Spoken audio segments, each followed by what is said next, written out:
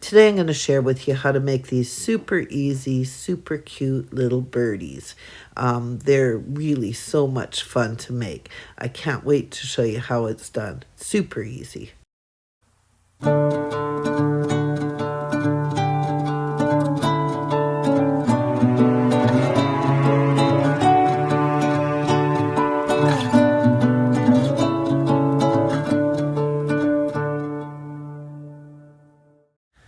Not only is this craft easy to do, but it's certainly inexpensive because it only uses one pipe cleaner. So to begin with, what we do is we take the pipe cleaner and we fold it exactly in half. And it's important that the end where the fold is folded really super tight. So if you can't do that tight enough with your fingers, you can also take out a little pair of needle nose pliers. Now make sure your scissors are good and sharp, and you're gonna trim off most of the fuzz off of the first, it's probably about 1/4 of an inch, maybe a little bit less. The closer it is to 1/4 of an inch, the longer the beak is going to be. So I like it to be just a little bit less than 1/4 of an inch. And so you got to be careful when you're doing this that you don't clip the wires. You just want to trim the fuzz off of it really well. And take your time. It's a little harder to clip when it's folded in half. But take your time and just keep on trimming it slowly until you get all of the, I guess it's chenille or the fuzzy part all off. And yeah, if you don't clip it, they don't look nearly as good. So this is the best way to do it.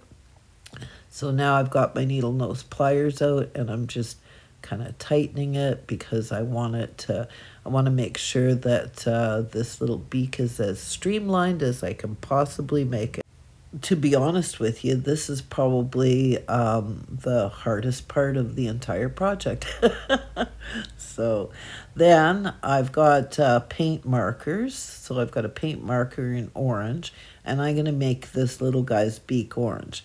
Now you don't have to use orange. You could use yellow or you could use brown, whatever color appeals to you. I just happen to have orange on hand, so I'm just going ahead and coloring this with the paint marker. If you don't have a paint marker, you could also use acrylic paint, or you could just use a regular Sharpie. Then I get out here this little dowel. I'm using this dowel because it happens to be what's on my desk. You could use a round toothpick or cocktail stick, and you press it against your thumb quite hard. And then you just basically wrap it on either side of the beak. Do you see how I'm doing that? And then you wrap it down to the bottom. And there you go. That's the head. So you've got a little hole in the inside of the head if you look to the side. Now you squish it together.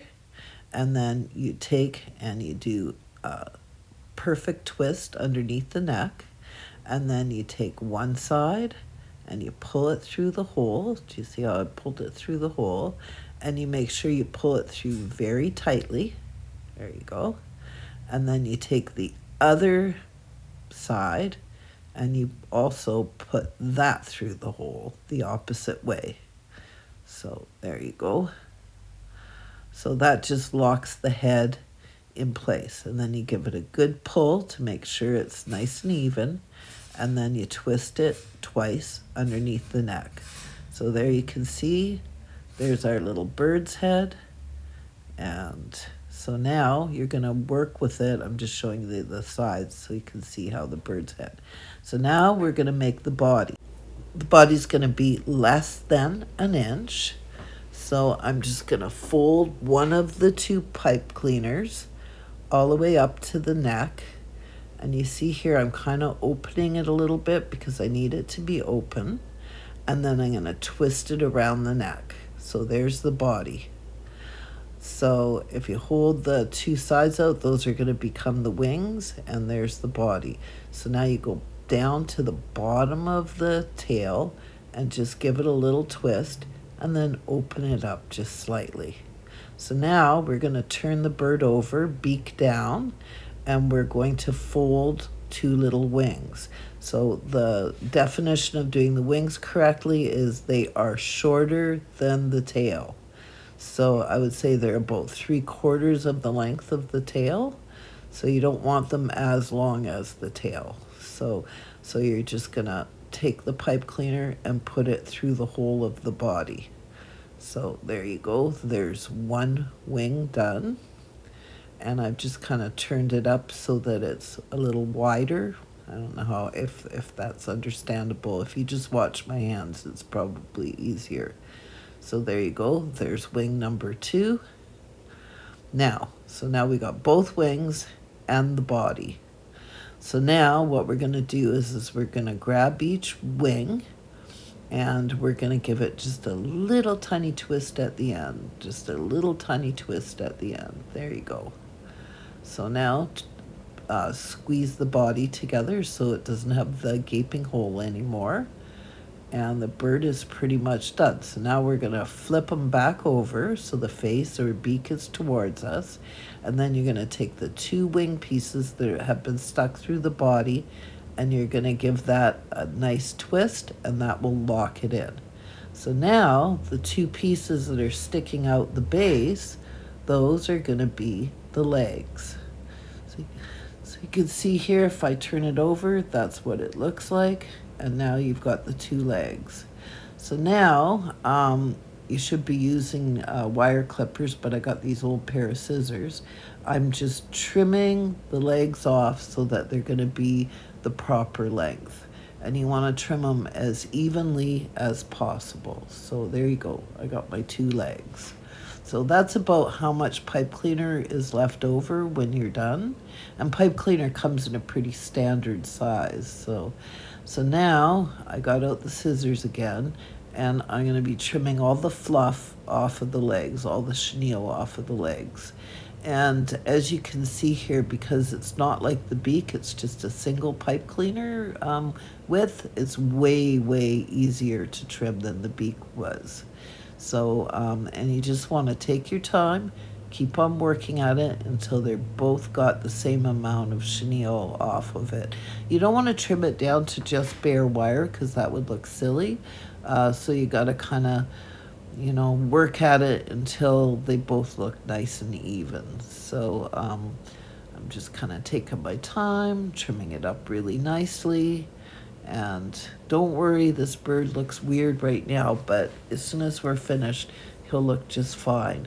We just got to put him into shape after we're finished trimming up the legs. So I'm just making sure that I'm getting the legs from all angles. And you don't have to worry about getting it all the way up to the body. You can leave it a little fluffier towards the body because that's the way a real bird would be. So once again, I've got my paint marker and I'm just going to color in his little legs.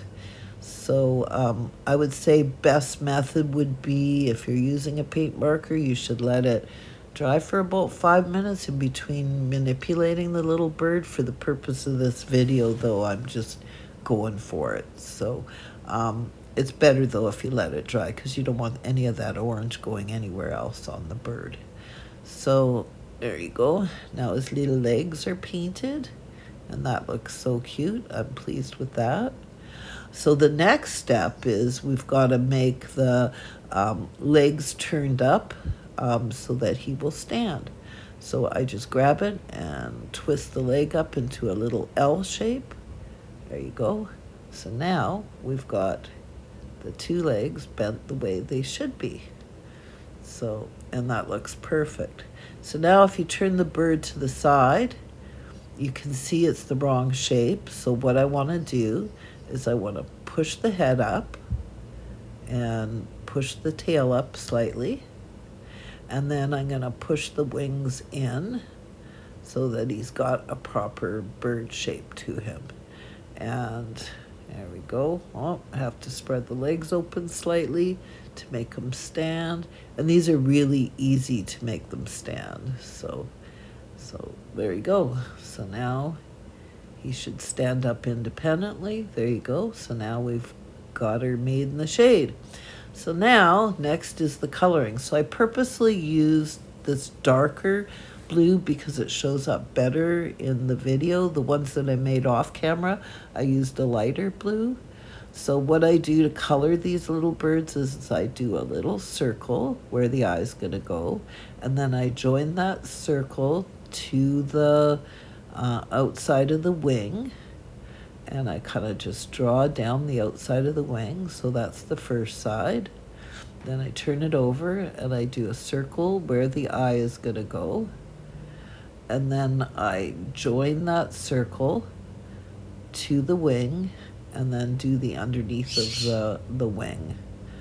And then I hold it this way, and then I kind of color in the back of the head all the way down to the tip of the tail. Now I purposely used white pipe cleaners because of the fact that you can do absolutely anything with them in terms of coloring them. And they're super easy to color.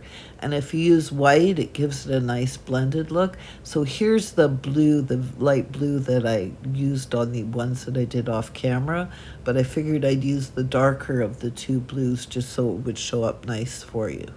So now we're going to take out my trusted tacky glue, which I just love and use for almost every project. And I'm just going to squish a little bit on my mat here. I like tacky glue because it dries clear. And then I'm going to show you what I'm going to use for the eyes. So these are those little diamond art pieces that are left over from a project, and that's what I'm going to personally use. But you don't have to use that if you don't have that. You could use a no-hole bead, or you could use a little tiny seed bead. And you can purchase little tiny eyeballs for projects like this on Temu or Amazon. But I have these, so I'm using these little diamond art studs.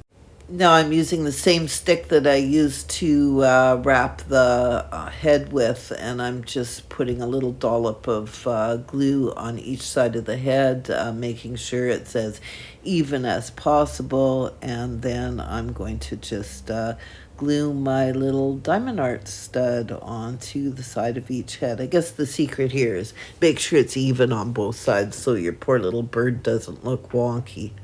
So I really like these birds, and I think they're not terribly realistic looking.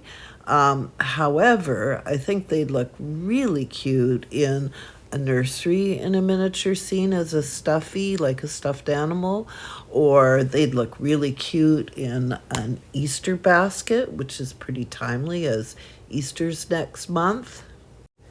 Now, if you kept the legs super long and didn't trim them off short the way I did, you could wrap those, you could trim the chenille off and then wrap the legs around a stick and make it so that this bird can sit on a perch, or wrap it into a tree in a miniature scene.